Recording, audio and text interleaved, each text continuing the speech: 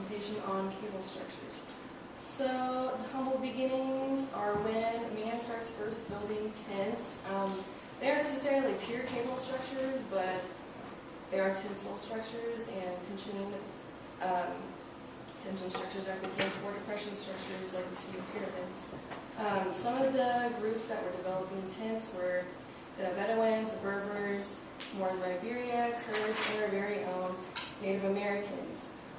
These types of structures kind of ended about when we discovered agriculture and we had to start settling down in more permanent civilizations until the pyramids came.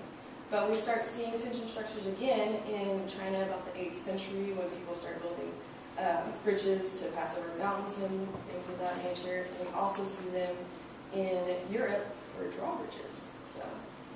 And then in modern day, now we see them in cable-stayed bridges, long-span roof structures, membrane roof structures, railings, cable net glass curtain walls. This is actually rods that are.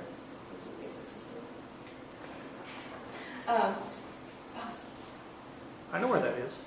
Yeah, these are actually rods that are pulling the glass open, kind of like that. That was the Devon Tower, wasn't it? What? That was the Devon Tower, wasn't it? I think so. Yeah. Anyways, some of the materials we use today for those are mild steel, high-strength steel, polyester, and aramid fibers. And we usually know polyester as being just used in clothing, but it actually is pretty strong for tension cables. Most of us aren't really familiar with aramid fibers, but some people know what Kevlar is, and it's used in bulletproof vests, so that kind of gives you an idea of how strong that is. Other than that, steel is the most well-known material for that, obviously, and some of those shapes are solid rods, strands, and wire ropes. Solid rods are actually the strongest of those three, but they're not used quite as often. We don't think of them as much because they're not flexible like strands or wire rope. A strand or a bundle is a group of wires around in a helix. They're referred to by a group and a number of wires, and so this is just a 1 by 19 strand because it's one group of 19 wires. And then a wire rope is multiple groups of wires wrapped in a helix, and this one is a 7 by 19, obviously, because it's just 7 groups of 19 wires. Now for the exciting part of the PowerPoint, apply math cables. We're kind of familiar with what a tension cable does, just going in a straight direction, not being curved or anything. But I thought it would be useful for us to know what happens when it's sagging under its own weight. So these are some formulas on how to find the distance between the drooping cable and its cord. We can use some of these derived formulas to find that. Z is the distance between the cord and the drooping cable, and then X is the distance from A to B, and then B is this formula here, MgL sine theta H. T is the tension in the cable at any point, Mg is the self-weight, and then H is the horizontal component of cable tension. And we can also find the deflection of a wire spanning in the X direction with a point load on it. W is the additional vertical cable deflection due to the point load, and H is the increment in the horizontal component of the cable tension caused by this here point load. And then we can also find the tension at any point in a cable of the same situation. T is the tension, and then H again is the horizontal component of tension. V is the vertical reaction of the support. W is the self-weight times the length. And then S is the arbitrary distance between 0 and S1. And the most iconic symbol of cable structures, as we all know, is suspension bridges. So quick history. The first suspension bridge was patented by James Bidlin in 1808. And the first ones of these were pretty small, but the English developed an even larger bridge. This is the Clifton suspension bridge. It's kind of familiar to some people. I'm not sure if this was actually the first one. I looked for the name of it, so this could have been the first one.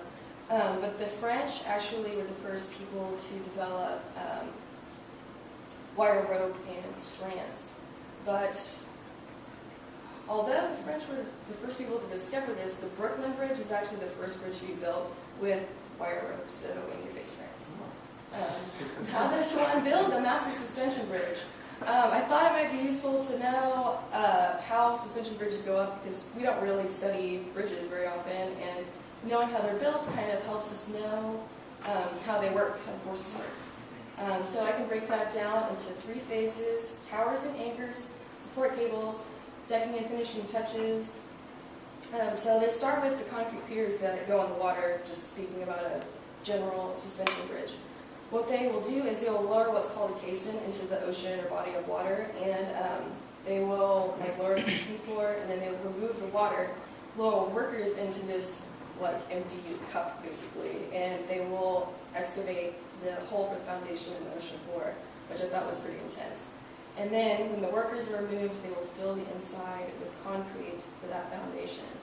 And so when that concrete has been set, they will start building the towers, and they will just stack those up in blocks, and as they go up, they add the horizontal bracing and whatnot. So, and then they will do the anchors that are located at the shore. Basically, they'll just have a massive concrete block that's fastened to a rock formation at the shoreline. And within this massive block, they will have embedded what are called I-bars, which is just a steel bar with a hole in it. And at the front of the anchor, they have what is called a spray saddle. And the spray saddle is where the cable will attach to the anchor. And it comes in whole, and then on the back side of the spray saddle, it will separate into its individual wires. And each of these individual wires will attach to an I-bar back here. So, for the support cables, they start by driving a pilot line just across with a helicopter or a boat or something, and make sure that it is in the exact position that the support cable will go in. After that, they construct a catwalk 3 feet underneath the pilot line. Then you need a giant spool of wire, and what they'll do with that is they will wrap the end of the wire around a spinning wheel, attach the end of this wire to an I-bar, and then workers will get on the catwalk and then just drag the spinning wheel across, back and forth, just until they acquire the thickness of the bundle that they want. And they will keep doing this until the bundle thickness is achieved, and each of these bundles will be secured by straps or tape. They'll just keep doing this until they have a correct number of bundles, and then once they have the desired thickness, they will find radial clamps and then squeeze all these together really tightly, and then wrap the whole thing again with more steel wire. So, and then each of these individual wires is attached to an I-bar. So, and then after the cables are done, before they do this, they attach little clamps along the wire at each position they want the vertical cables to drop down. And then they start the decking. And so when they're doing the decking, they have to have 2 cranes at each side to make sure that the bridge stays in balance while they're doing construction. Because if the bridge is in balance, it's just going to hold out. So, it has to remain in balance at all times. The finishing touches, they put steel plates on top of the decking and then pave the road over those. Then they add electrical elements such as lights and things of that nature. Sometimes they paint it, or if it's not galvanized, and if you want to add trolls to your bridge to charge people fees, you can do that too, but that's greedy, so and that's your suspension bridge. Well, Pedro.